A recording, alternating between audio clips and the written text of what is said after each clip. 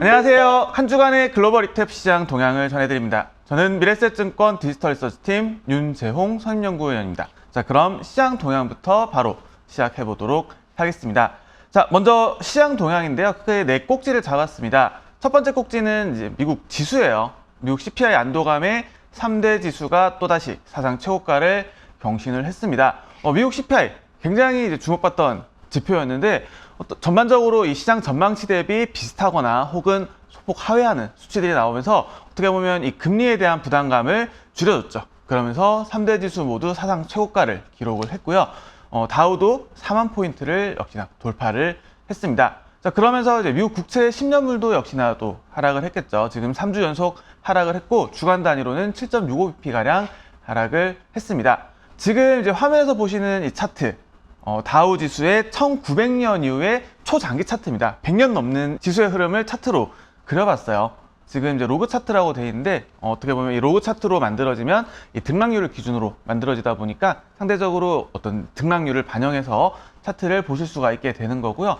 지금 전반적으로 이제 꾸준하게 성장을 하는 모습 보실 수가 있습니다. 그래서 타이틀도 역시나 장기 성장 지속 중인 다우 지수라고 타이틀을 잡아봤고요. 꾸준히 이제 상승하면서 이번에 4만 포인트를 돌파를 했다라는 거 살펴볼 수가 있겠습니다. 이 중형주가 좀 상대적으로 부진한 가운데 대형주 혹은 소형주 그리고 성장 관련된 부분들이 강세를 보였다라는 거 정리를 좀 했습니다. 이제 10년물 금리가 좀 하락을 하다 보니까 상대적으로 이 대형 성장 혹은 이 소형주까지도 좀 어느 정도 강세를 보였다라는 부분이고요.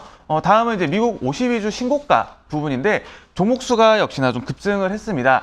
직전주에 이제 271개 종목에서 지난주 561개 종목으로 좀 급증을 했고 원자재 관련된 ETF들이 상승률 상위에 다수 올랐어요. 52주 신고가 종목 내에서 상승률 상위를 유형별로 좀 분류를 했습니다. 지금 국가나 지역을 좀 살펴보게 되면 유럽이랑 그리고 아시아 지역 ETF들이 다수 있어요. 지난주에 이제 중국 역시도 강세를 보였고 그러다 보니까 이 이머징 관련된 ETF들 강세를 보였다라는 부분, 그리고 산업 내에서는 원자재 관련된 ETF들이 다수 차지했습니다.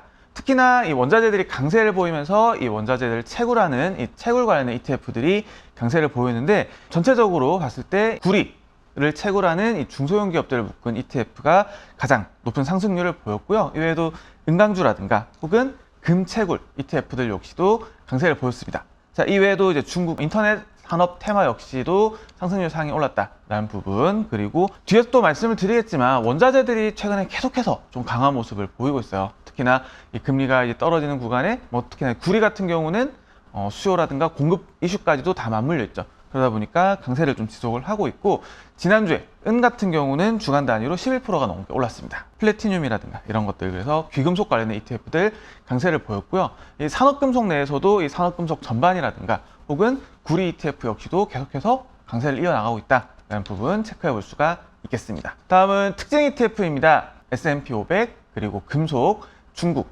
반도체 이렇게 4가지 꼭지 정도를 잡아봤고요. 자, 먼저 S&P 500 먼저 살펴보겠습니다. S&P 500 앞에서 봤던 다우와 마찬가지로 여기서는 굉장히 좀 장기 차트를 그려봤어요. S&P 500은 1930년 이후로 좀 차트를 그려봤는데 물론 이 S&P 500이 정식적으로 이제 500개 종목으로 정착된 것은 1957년부터입니다. 다만 이 직전까지도 이제 추산을 해서 만들어 놓은 차트가 요거다라고 보시면 될 것 같은데 역시나 이 다우 지수와 마찬가지로 꾸준하게 장기 성장을 지속을 해왔다라는 부분 좀 살펴볼 수가 있겠고요. 자, 올 들어서 S&P 500 ETF, 티커로 이제 IVB 티커를 가진 ETF가 있는데 해당 ETF가 약 11%가량 상승을 보였습니다. 자, 그러면 이 안에서 누가 과연 S&P 500을 끌고 상승을 이끌어냈을까라는 부분 좀 체크를 해보면 가장 많은 상승 기여를 한 종목은 엔비디아입니다. 연초 대비 약 86%가량 상승을 하면서 11% 상승 내에서 약 2.7% 정도를 설명을 해주고 있고요. 이외에도 마이크로소프트라든가 아마존닷컴과 같은 기술주들이 대부분 또 차지를 했습니다. 자, 그럼 반면에 이 수익률이 이제 치고 올라가는 과정에서 누가 좀 끌어내렸을까? 반대로 좀 살펴보게 되면 테슬라가 이제 연간 단위로 연초 이후에 28%가량 하락을 하면서 0.5% 정도 하락 기여를 했고요. 이외에도 인텔이라든가 어도비, 보잉까지도 하락 기여를 했다. 전반적으로 이 상승 기여 높은 종목들이 역시나 크게 상승을 하면서 지수 전체적으로는 상승을 했다. S&P 500과 같은 이 지수에 대해서 좀 말씀을 드릴 때는 달리기에 좀 비유를 해서 많이 말씀을 드리고 있어요. 달리기. 미국에 있는 이 수천 수만 개의 기업들이 달리기를 하고 있고요. 그 중에서 가장 잘 달리는 500개를 묶어서 만든 게 뭐 S&P 500 지수다. 그러다 보니까 끊임없이 경쟁에서 뒤처지는 기업들은 편출되고, 그리고 세피를 가진 기업들이 편입이 되면서 계속 이런 편입 편출을 반복을 하면서 지수 전체적으로는 우상향하는 경향이 있다라는 부분까지도 살펴볼 수가 있겠습니다. 다음 이제 금속이에요. 최근 들어서 이제 금속이 계속해서 좀 강세를 보이고 있죠. 연초 대비율로 가장 많이, 주요 원자재 중에서 가장 많이 상승한 원자재는 은입니다. 지금 이제 아래쪽에 있는 뭐 비트코인이라든가 뭐 BDI 지수라든가 이런 것들은 좀 약간 전통적인 원자재 개념은 아니고요. 어떤 이제 전통적인 원자재 개념에서 봤을 때 가장 상승률이 높았던 것은 은이 강세를 보였다. 그래서 연초 대비 지금 벌써 32%가량 상승을 보였고, 뒤이어서 많이 오른 이 원자재가 바로 구리입니다. 구리 역시도 29%가량 상승을 보였다라는 부분. 그래서 원자재 관련해서는 특히나 이 금리가 이제 하락하는, 금리가 이제 어느 정도 금리 부담이 완화되는 구간에서 상대 가치가 높아지는 경향이 있고요. 특히나 이제 구리 같은 경우는 최근 들어서 계속해서 부각되고 있는 것이 이 데이터 센터향 수요입니다.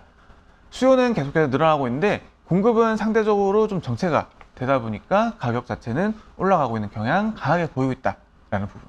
자, 그리고 이 원자재 내에서 조금 더 이제 말씀드릴 만한 게 농산물이에요. 지금 이제 제가 대표적으로 보고 있는 ETF는 이제 TILL 티커를 가진 농산물 ETF입니다.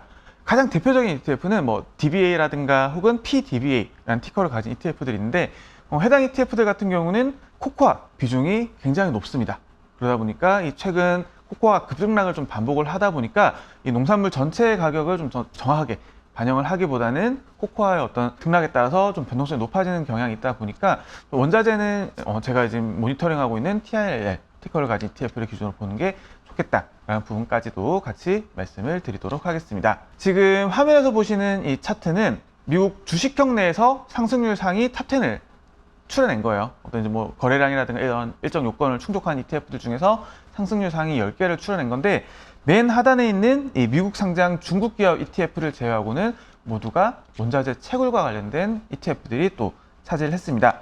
가장 상승률이 높았던 것이 이 중소형주, 구리 채굴 내에서 이 중소형주들을 묶은 COPJ라는 티커를 가진 ETF가 8.9%가량 상승을 보였고요. 뒤어서 대형주, 중대형주 위주로 구성되어 있는 COPX라는 티커를 가진 ETF가 7.7%가량 상승을 보였습니다. 자, 그리고 이 외에도 이제 은강주라든가 니켈 혹은 금강주까지도 이렇게 상승률 상위에 올랐다라는 부분. 그래서 최근 들어서 강세가 좀 계속해서 지속되고 있구나라는 부분 체크해 볼 수가 있었고요. 자, 다음 넘어가면 중국 항생테크입니다. 중국 최근 들어서 역시나 좀 강한 모습 이어나가고 있죠. 지금 이제 중국의 대표 지수 중에 하나인 HSCI 같은 경우는 4주 연속으로 좀 상승을 이어나가고 있고, 중국 항생테크 역시도 저점 대비해서는 30% 넘는 38% 정도 상승을 보였습니다. 최근 들어서 이렇게 중국 증시가 강세를 보이는 이유 여러 가지가 있겠지만, 물론 이제 많이 빠졌던 요인도 있겠지만, 어떤 이구환신으로 대표되는 이 소비 진작 정책 혹은 신국 구조와 대표되는 중국판 밸류업 프로그램들, 이런 것들이 좀 복합적으로 작용을 하면서 최근 들어서 좀 강세를 보이고 있다라는 부분 좀 짚어보면 좋을 것 같고요. 다만 이제 중국 기업들의 실적이 본격적으로 좀 나오게 되면 어떻게 보면 조금 이제 변동성이 왔다 갔다 하는 부분들이 좀 커질 수도 있을 것 같아요. 그러다 보니까 이런 부분들은 조금 주의해서 보자라는 것까지도 함께 말씀드릴 수가 있을 것 같습니다. 자, 마지막은 반도체입니다. 주요 국가별 반도체 수익률을 좀 비교를 해봤는데요. 지난주에 대만 반도체 ETF가 5.3% 상승하면서 가장 높은 상승률을 보였습니다.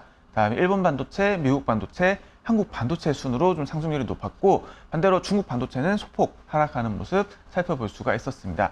자, 대만 반도체는 사실상 이 TSMC ETF라고 봐도 무방할 것 같아요. TSMC라는 이 대표 햅스 기업이 자리를 잡고 있고, 이와 관련된 기업들이 함께 모인 게 이제 대만 반도체 ETF다 정도로 좀 살펴볼 수가 있겠는데, 대만 TSMC 지난 이제 4월 매출액이 거의 10조 원에 육박할 정도로 높은 매출 성장을 보여줬습니다. 전년 대비로는 거의 60%에 가까운 성장을 보였어요. 그러다 보니까 이에 반응해서 주가도 흐름이 좋았고, 대만 반도체 역시도 강세를 보였다라는 부분 체크해 볼 수가 있겠습니다. 어떤 부분이 돈을 잘 벌까?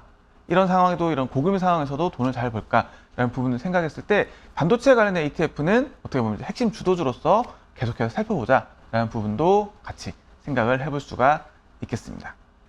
네, 이제 주간 요약 넘어와 보겠습니다. 미국 CPI 안도감이라고 좀 정리를 했는데요.